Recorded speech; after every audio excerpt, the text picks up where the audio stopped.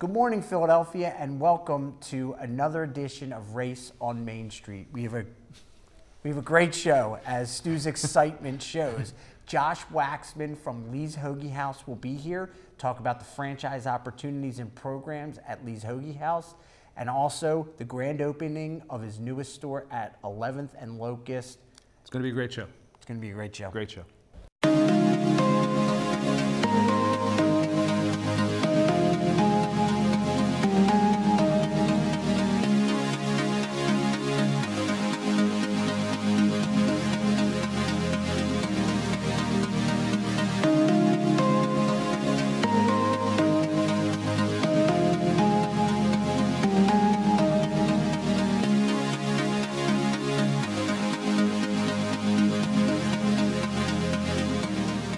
Good morning, Philadelphia, and welcome to another fantastic edition of Race on Main Street. And don't forget, you can check out all of our past episodes at raceonmain.com. We have a freezing cold day here in Philadelphia, so make sure you're careful. But what I recommend is you sit down, take a load off, put your feet up, and check out the whole show. We have a terrific guest, Josh Waxman from Lee's Hoagie House, which we'll get to in just a little bit. But in the meantime, Stewie.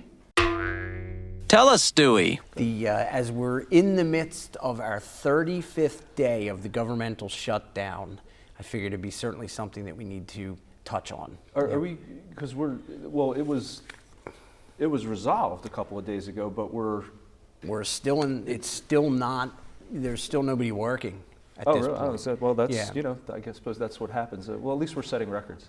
Well, we are very cold. And in that respect, also. Yeah, as well as the shutdown. So. Well, it's funny that I was listening yesterday to a radio show, and they had one of these guys who was, he'd been a journalist in Washington for 51 years. One of those guys. Yeah. And he's talking about how when he first came to Washington in 1971, the civil rights stuff was still very much in the headlines, and of course we were in the midst of the Vietnam War, and although he said, it hadn't happened yet, but they were gearing up for Watergate. Right. And he said, it's funny that the guy who was, I think it was Sam Nunn, was the head of the dual committee in Congress. He was a Republican from the South, and there was no issue of turning their back on the president from their party. It was an issue of public service. So the committee was a bipartisan committee. And of course they had public support, and they worked together, and they got things done. And his point in all of this was, when you're in a situation where you have real issues, right, then everybody's got to put down their armor and work together. Right. He says, now we can't even look at each other. Yep. And we're fighting over a wall. Well, no, what's even more interesting? I heard the other day, and I forget what senator it was.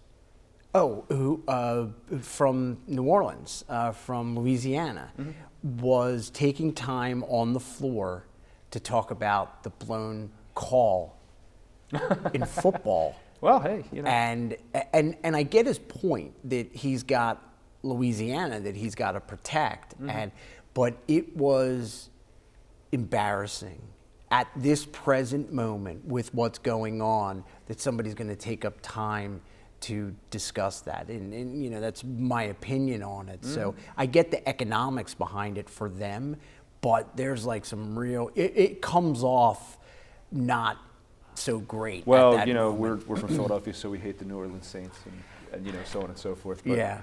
It's funny that you talk about the economics of the matter. Think about 800,000 government employees that are furloughed and the loss of wages and whatnot, but. One of the things that struck me was I was listening to an interview with a woman whose business has been destroyed because of this. She's a dog walker in Washington, D.C. And everybody's home now. Right. Everybody's home. So think of the far-reaching circumstances of something like this when it goes on for a period of time, not to mention the fact that, the government has been shut down for more than a month. Yeah. That's just... The government, of all things, that it's like the utilities have been shut down for a month. There are just some things that should operate. And part of one of the departments is Congress. Well, yeah. It is. Well, I suspect nobody's taking out the trash or anything. There are. Well, I in the read a little bit offices. about it today. There's some staff members who were there, not there. Interestingly enough, I met a gentleman who is. I want to mention this, and then we'll get to Josh from Lee's Hoagies. I met a gentleman who works for Department of Homeland Security, and he works on the planes, making sure the planes are safe. So he flies back and forth. What he had said to me was the way it works is, and I thought that this was just ludicrous, is that they are furloughed or can be furloughed, okay? They will get all their back pay at some point, but they don't actually have to go to work. But yet they're not allowed to work anywhere else. But they'll still get their back pay, is my understanding. It's crazy the way the whole I don't know. system I know that we're works. not allowed to, because of licensing issues, we're not allowed to say the words bowl and super in a certain order. But the big game on Sunday is being covered by the Homeland Security. It's such a Well, they it have qualifies to. as Right. like an inauguration. Right. So it's not just local Atlanta cops Right. that are taking care of this. It's actually the feds Who are there. are there. So they're on the job there. So, Yeah, I guess certain things, right. You need to be there, like their traffic controllers and whoever else. Yeah. There are certain folks that are there, but So you want me to? So let's do this. Without any type of segue whatsoever, our guest today is Josh Waxman. He is a franchisee and owner of a new Lee's Hoagie House that's going to be opening in the city over this weekend. And he's a local guy. He's been around, in and around the Philadelphia area for his whole life. So let's get into it. Let's welcome Josh Waxman to the show. Josh? Yeah, Josh, Thank you very much. Yeah, thanks for being here. And Josh, just so I want to point out that Josh is actually a two-time Lee's Hoagie House owner. First location right on Temple's campus, Broad and Cecil B. Moore, your old My old stomping ground for law school. A little bit of law school. Yeah, and then 7th and Locust is opening, the grand opening this weekend. So congratulations. Thank you. Yeah, exciling, isn't it? Absolutely. Yeah. I mean, it's awesome. Yeah, that's great. That's exciting to see young entrepreneurs out there trying to, build a life, build a business. It's great. So how and why? Like, what brought you to Lee's Hoagie House? Like, how'd that all get started? Yeah, so I've actually grown up in the business my whole life. My dad owns 2 Lee's Hoagie House licensed stores out in the suburbs in Abington and Horsham. And I started working there when I was 10 years old. I actually remember watching the big game between the Colts and the Bears in 2005 while I was at work. And I'm only 23, so I was 10 years old at the time, so I loved it. Ran back the kickoff, I think. in Oh that yeah, game. yep. With I can't think of the Bears guy. Hester. Yeah, Devin Hester. Yep. But yeah, I absolutely love it and started working there. And when all my friends wanted to play in the MLB and be an astronaut and whatever, when they were 5 years old, I always wanted to own Lee's Hoagie House. And so now, growing up, I went to Miami for college when I was 18. And they don't have any hoagies and cheesesteaks down there. I would drive hours with my friends to go get a hoagie and a cheesesteak, and nothing could compare anything to what we have. Yeah. And so at the same time, coincidentally, we started franchising. And at that time, I realized this is exactly what I want to do, and I left college after my second year, came back, and took over the Temple store. And now I'm opening up another store tomorrow. We have our grand opening at 11th and Locust. That's really wonderful. Yes. Want to get to the grand opening, but just one quick question. You mentioned your father's a licensee, Yes. but you're a franchisee. Yes. So can you give us like a real quick rundown on what the difference absolutely. is? We've been around since 1953. So all of the leases that you have grown up on and know of are all licensed stores, which means that they're simply just buying the name Lee's Hoagie House to operate the business. In a franchise, there are systems and procedures and set types of meats that we have and set different vendors that we have partnerships with so that every single Lee's Hoagie is the same everywhere that you go. Quality control and Yeah, whatnot. absolutely. Yeah. That's how, McDonald's, a Big Mac here is the same as a Big Mac in Chicago and China and all across the world. It doesn't really matter. And one of the biggest issues that we've had in the last 65 years is variations depending on which store you go to.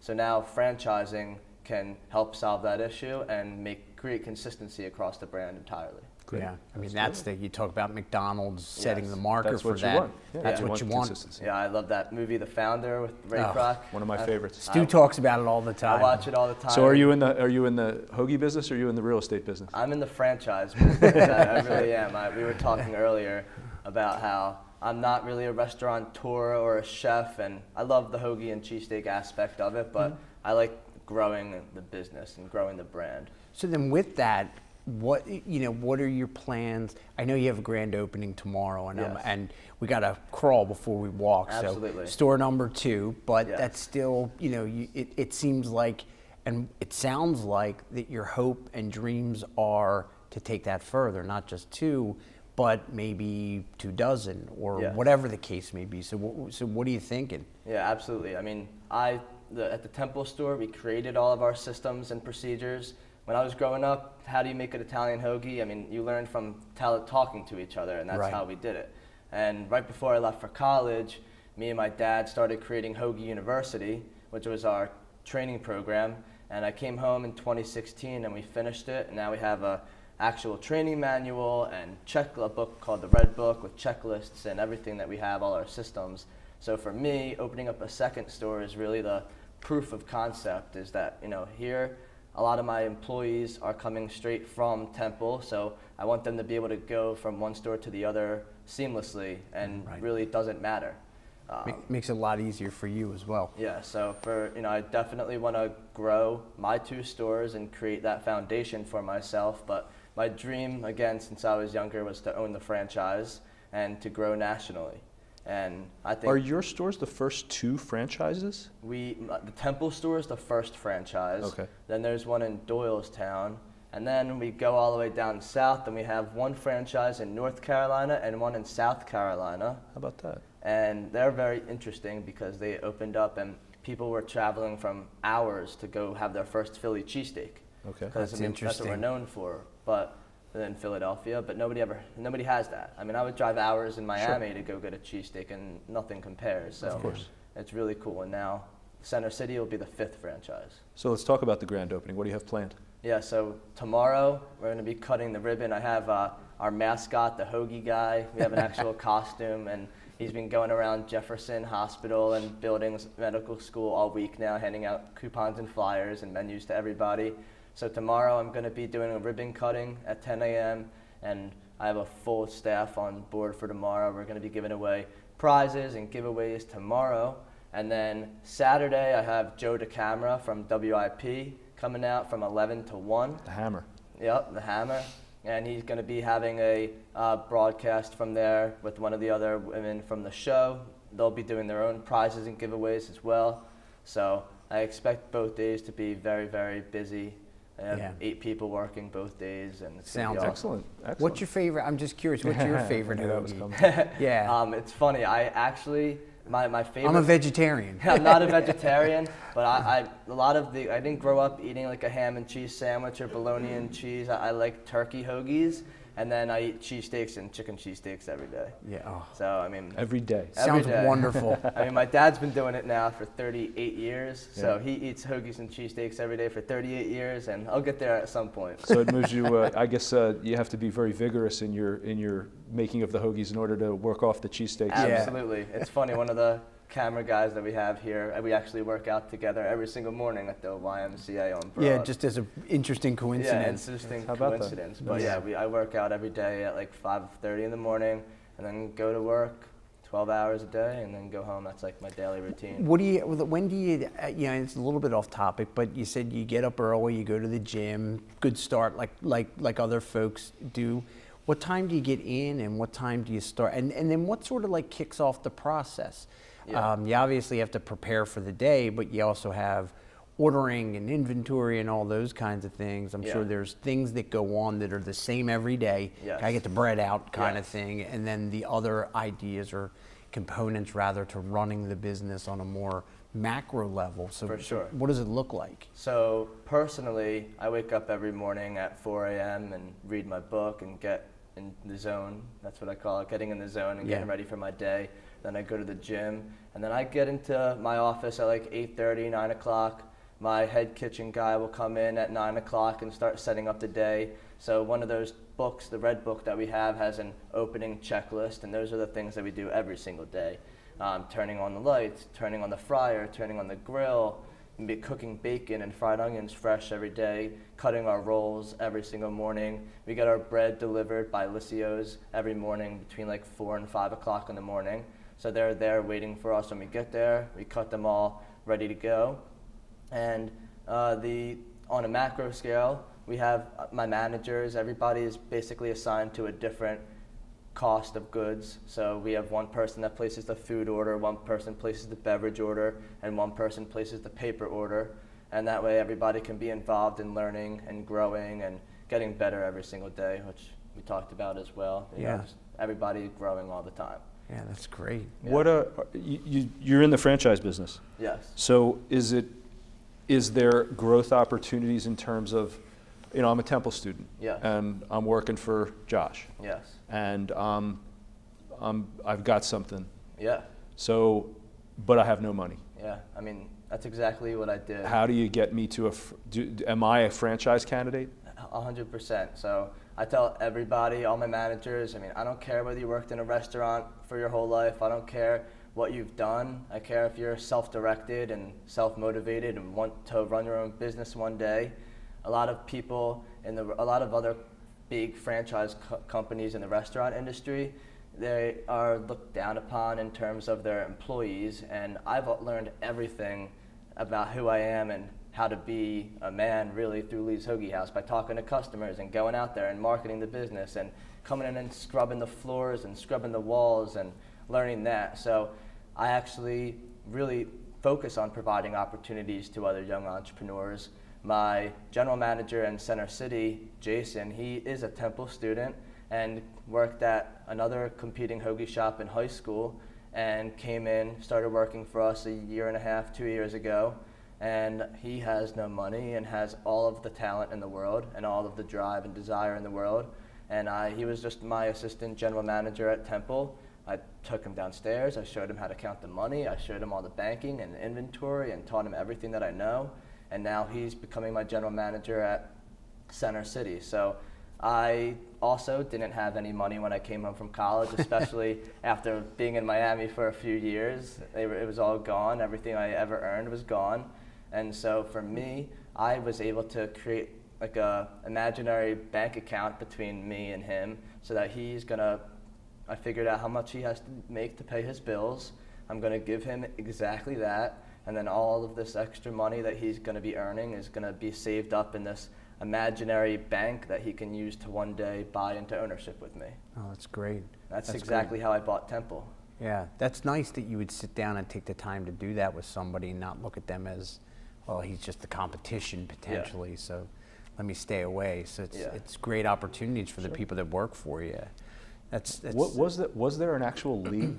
Yeah, there is a Lee. There is a league. Yeah, Lee Sychek started Lee's in 1953.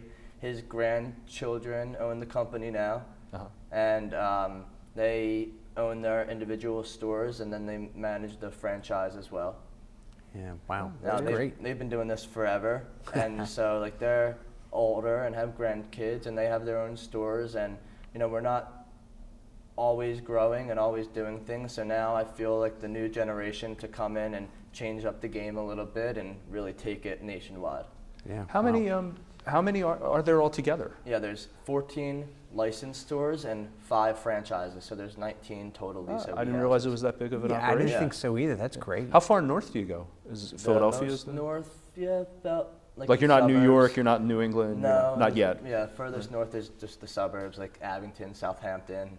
They're probably as far north as we go. Okay. So Right now. are you more? Do you have a geography? Are you more planned about, or is it happening organically, or which direction are you headed? Yeah, I mean, when we started franchising into 2014, there were people from all over the place that inquired about opening up a Lee's. I mean, Atlanta, Chicago, even LA, and all these companies. And we had a franchise consultant that we hired that is helping us develop the brand. And he really focuses on growing, starting in Philadelphia and expanding outward and working on the East Coast. And again, I went to school in Miami, so I would love to have a store in Miami, have a store in Philadelphia, and be able to connect the dots in between.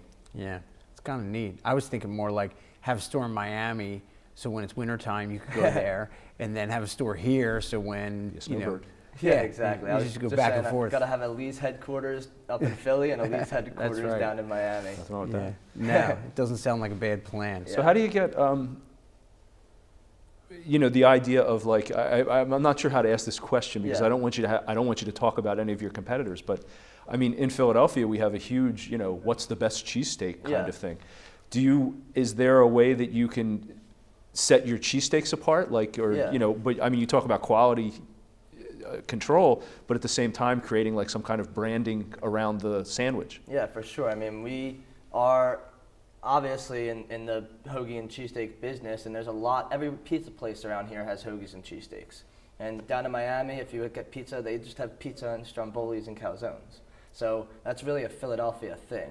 So for me, I feel like being able to differentiate ourselves would be to be able to grow nationally. Even our other competitors, they're more regional brands. None of our competitors are out on the West Coast. None of our competitors, even anywhere beside Philadelphia and the surrounding areas. Mm-hmm. So if we can be the one that actually makes it and bring hoagies and cheesesteaks to the rest of the country, that's my mission, is to have everybody try their first hoagie and cheesesteak. Because all my friends that were from Miami never had a Philly cheesesteak, never had a hoagie.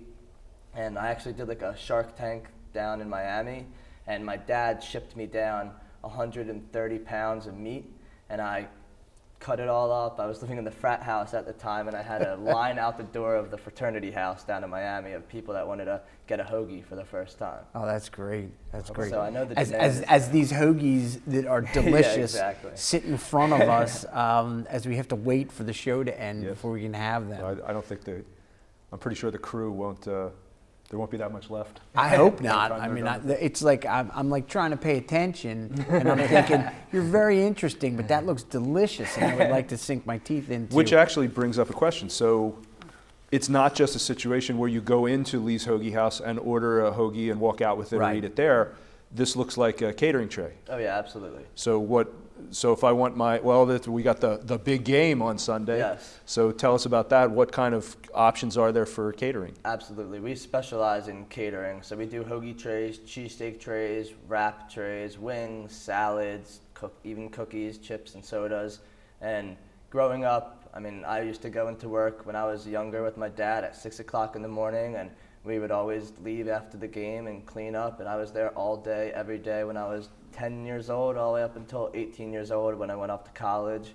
And that's our biggest day of the year all the time. Is it really? Absolutely. There's nothing even gets close?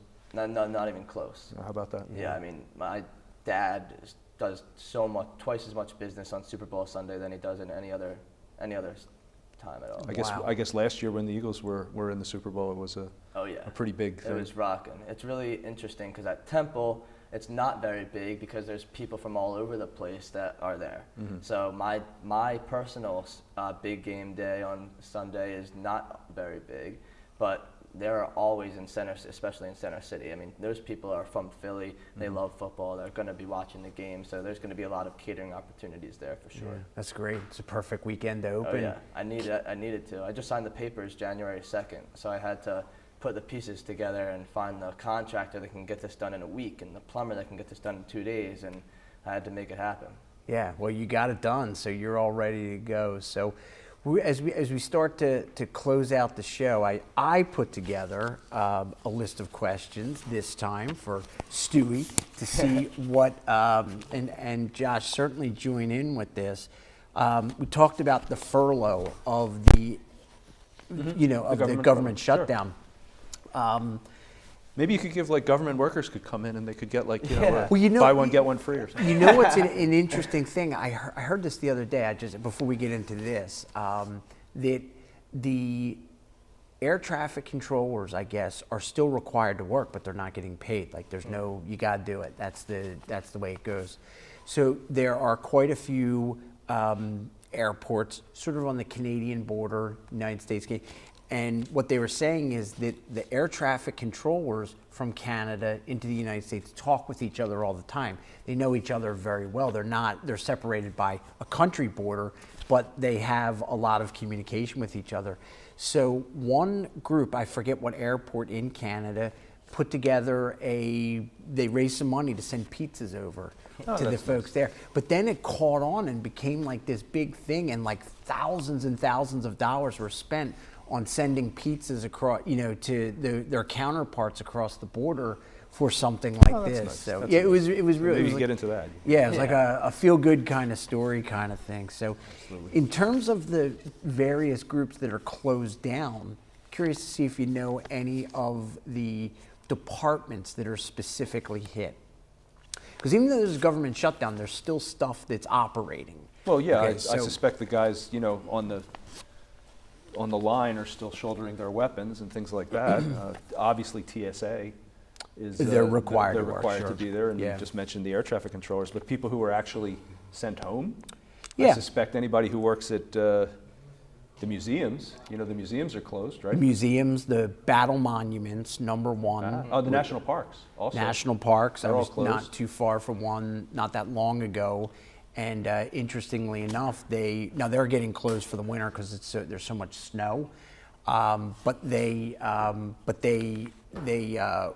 closed. There's nobody there, so their concern is poaching, because if there's nobody there Of like the animals. of all the animals, so Wow. yeah, you don't think of certain things like that. Yeah, are the parks literally? I know that some of the parks, like we were at Crater Lake over the summer, and they made it pretty clear to us that there's no reason to staff the park from November until February. Well, they're because, correct. But can you still wander in there? I guess. I don't think you're supposed to.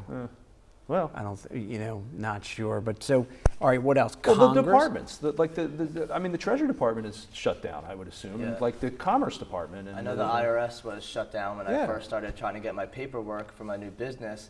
Couldn't get it done. I wasn't able to in Yeah. the beginning. Yes, those story you are can tell, right? those Yeah, exactly. are all closed. There's a limited staff, I guess. There's some things I guess that need to go on without fail. Yeah. But delays in people getting their tax refunds. Yep, a lot. That's a big one. I mean, a lot of the food stamps and all of that is all shut down. A lot of my Yep. employees are on food stamps, and they are really struggling They're right now. freaking out. They don't have any money to be able to pay for their food and basic necessities. So Yeah. that's a big thing. All right, so a few others as we close out. Department of Defense, the military academies. I'm assuming the Department of Defense stays open all the time, I hope. Commerce I Department. suspect that the military academies, I suspect that like they're holding classes. Yeah. There's just nobody emptying the trash baskets. Well, or- they are, but nobody's getting paid for it, or that's Or what that's the hope the other is. thing. I mean, So, that's what's going Consumer Product Safety Commission. So this is where on. Now's the time to. slip your sketchy goods through There you go. if you want. So, but anyway, hopefully the furlough or the government shutdown will end soon. So I just want to say thanks to our sponsor, Redline Home Care. Thank you very much. Don't forget to check out leeshoagiehouse.com. You can make your online orders there. Choose the location, and everybody else knows the rest from working with computers so diligently. And don't forget to check out all of our past episodes at raceonmain.com. And keep warm, and we'll see you soon. Thanks, Philly. We appreciate you watching.